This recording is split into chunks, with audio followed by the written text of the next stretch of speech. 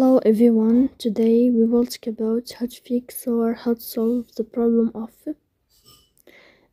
camera on Pinterest. To know how to fix or how to solve a camera on Pinterest, we click on settings.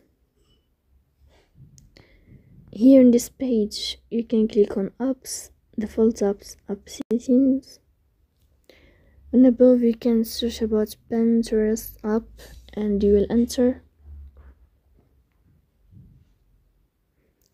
Then you can click on first app and you can click OK. After that you will enter to the window of storage. Then you can click clear cache. Don't click clear data because that can cause you errors or you can delete your account. In the end you can turn off your phone and you can turn on your phone again, so please don't forget to support us.